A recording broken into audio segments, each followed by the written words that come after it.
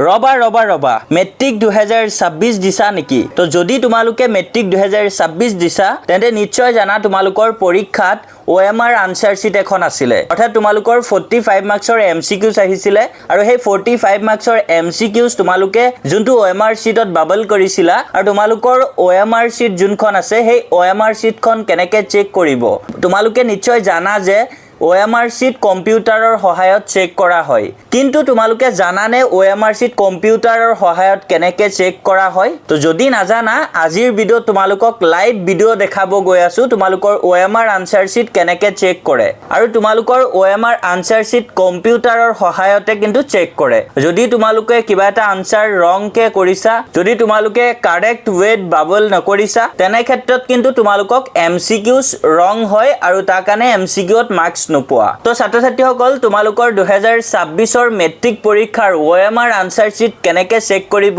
এই ভিডিঅ'টো তোমালোকক দিয়াৰ আগতে তোমালোকে যদি আমাৰ চেনেলত আজি নতুন আহিছা চেনেলটো তোমালোকে সাবস্ক্ৰাইব কৰি ৰাখিবা যাতে তোমালোকে মেট্ৰিক 2026ৰ যিকোনো মুহূৰ্তৰ আপডেটবোৰ তোমালোকে পাই থাকা তো ছাত্ৰ-ছাত্ৰীসকল তোমালোকক সাগে আগতে এনেকুৱা ভিডিঅ' কোনেও দিয়া নাই তোমালোকৰ OMR আনসাৰ শীটখন কেনেকৈ চেক কৰে তো তোমালোকৰ সন্মুখত এতিয়া আমি এটা ভিডিঅ' ওপেন কৰিব গৈ আছো আৰু সেই ভিডিঅ'টো তোমালোকে ভালকে যদি চোৱা তাতে ধুনিয়াকে তোমালোকে বুজি পাই যাবা যে তোমালোকৰ মেট্ৰিক 2026ৰ OMR আনসাৰ শীটবোৰ কেনেকৈ চেক কৰিব আৰু এই ভিডিঅ'টো কিন্তু প্ৰিভিয়াস ইয়াৰৰ হয় আৰু তোমালোকৰ OMR আনসাৰ শীট কিন্তু সেম এনেকা নিয়মতে চেক কৰা হয় আৰু বাকি তোমালোকৰ যোনখিনি থিওৰি পাৰ্ট আছে সেই থিওৰি পাৰ্টখিনি টিচাৰ সকলে অৰ্থাৎ এক্সামিনাৰ সকলে চেক কৰিব আৰু OMR আনসাৰ শীটখন কম্পিউটাৰৰ সহায়ত এনেকে চেক কৰা হ'ব তো ছাত্ৰ-ছাত্ৰী সকল তোমালোকে এতিয়া ভিডিঅ'টো চাই লোৱা তোমালোকৰ OMR আনসাৰ শীটখন কেনেকে চেক কৰা হয়